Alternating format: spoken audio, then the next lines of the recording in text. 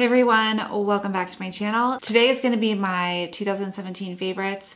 These are products that really stood out to me this year. I don't really have one product per category. It's just products that I just really like. I have so many really freaking amazing things to share with you. First being this tool right here, and this is from T3. So I purchased this on their website. Legit the best straightener I have ever used in my life, and I have used countless. It's their single pass straightener, and I think it's still hot from when I used it. Like, the name is self-explanatory. You're supposed to just kind of run it down your hair one time and it's supposed to be straight, and that is totally the case. I think the width of this is perfect along with the temperature. There isn't a way to change the temperature on this, which kind of sometimes is alarming to me because I don't want my hair to fry off, but it doesn't get uber hot.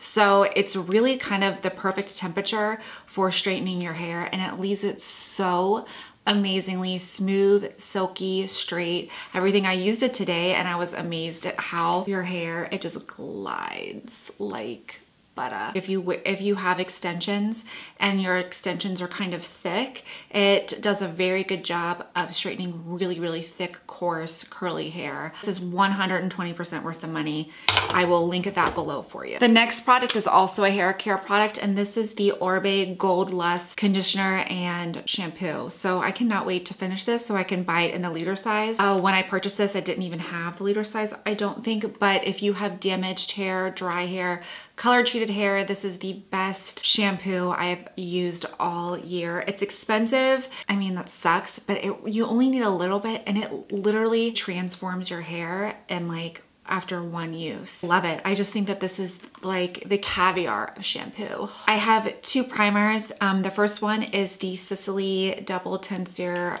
long wearing primer, the best long wearing, pore shrinking, oil controlling, wrinkle reducing, orgasm giving primer you will ever have in your life. It really helps your foundation to just kind of adhere to the skin really nicely, and it just leaves you with perfected skin. Who doesn't want that? I think it's awesome. This one also, the Primed and Peachy Cooling Mattifying Primer, stood out to me. I don't know why. I love the cooling effect it gave. I love how it really concealed the pores, left my face very smooth and ready for foundation. Honestly, even though this does conceal the pores, I always err on the side of using a separate pore concealing. I just have to. My pores are enlarged and I don't want to just rely on one product. I just want to put 20 on my face. Love these two primers. They definitely stood out to me this year, and this cooling matte primer is fantastic for oily skin. Okay, so the foundations of the year, love their Peach Perfect Comfort Matte Foundation. I'm wearing it today and it's very photo friendly.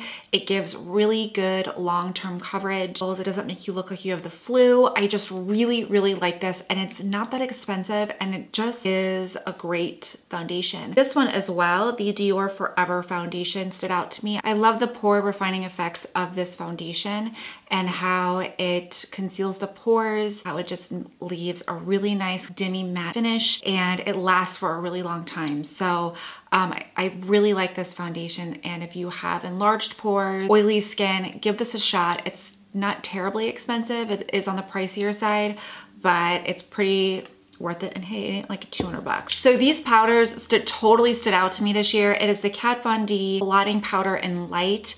This is the best touch-up powder that I've ever used, and like pore shrinker. So if you have a tendency to get oily throughout the day, pores kind of start to appear larger, this is a great quick fix to conceal them and make your skin look really smooth and airbrushed again. Absolutely think that it's one of the best.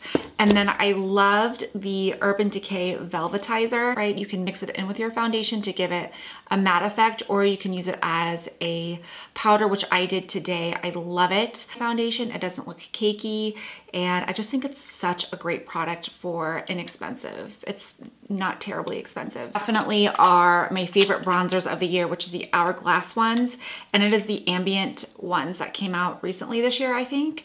It is the Diffused Bronze Light and also the Nude Bronze. I'm wearing them today, and honestly, I don't know what it is about these.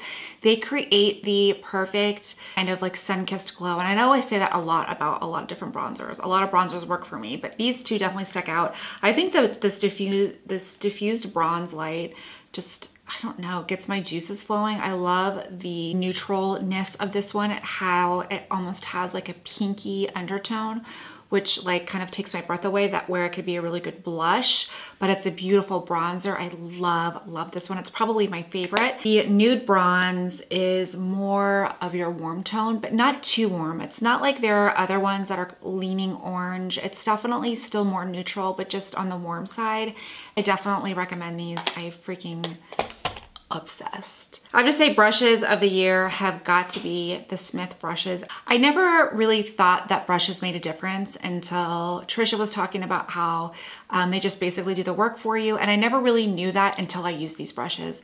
Are freaking the best brushes in the entire universe. How many times am I gonna say brushes? So this is really fantastic for highlight. And then the rest are eye brushes. I cannot wait to purchase like their new face brushes because I really need to get on that and purchase them. This one is really good for diffusing the crease, and then you just have some crease brushes, and then these two eye brushes.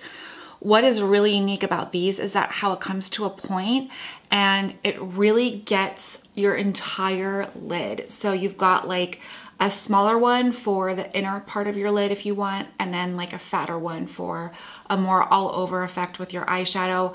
I have never used like eye brushes that are this good. They are amazing, and I will continue to purchase them and love them till the day I die. These are amazing blushes. They are the Armani cheek fabric ones, and they are super sheer, but they build up to something beautiful. You can wear them really sheer if you're very pale. I really feel that it builds up to something so pretty for people with olive, medium, or dark skin tones. I have three. I have Attitude, which is number 306. It is like this gorgeous like creamsicle color. Oh, so bright. Creamsicle would be the best way to describe it. And that is my newest one. I just bought that one. And then this one is a favorite. This is Nudo, kind of like a rosy nude color. Perfect for smoky looks. And then Skin, which is 502. So this is more of like a pale peach, almost with like a hint of pink. All of them are so stunning. They just have like maybe like a slight sheen, so they're like age appropriate for people who are aging. And if you don't like a lot of blush, or if you're really fair, they are perfect for you because they're sheer but buildable. There's not like too much color that applies to one area. Like some of the Gucci blushes, I love them, but some of them apply very patchy. These do not do that at all. They are just so good. Pat Mcgrath lipsticks. She just like blew me out of the water this year with her palettes, with her lipsticks. I do have three, which I'll swatch for you. The first one shade is Donatella. It is like a beigey mauve color. And then the next one is 1995. This is a matte. Donatella is like one of her luxe lipstick, like a nude, kind of like a red, neutral red color, what you would think of in the 90s for sure. And then the last shade is Los Angeles, and that is more of a mauve, like a brown mauve color. Really pretty. I love these two Tom Ford lip colors. To wear them together or separate, it creates the best nude on the planet. So it's the shade Universal Appeal, which is kind of like a mauve nude color, and then Sable Smoke. If you want juicy, sexy nude lips, then you want this color.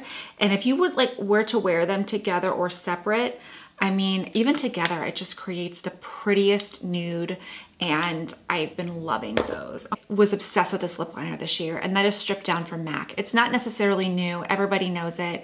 Kim Kardashian made it famous. I didn't really understand the impact of this lip liner until I wore it pretty much every day. It goes with like every lip color on the planet. Nude, mauve, pinks.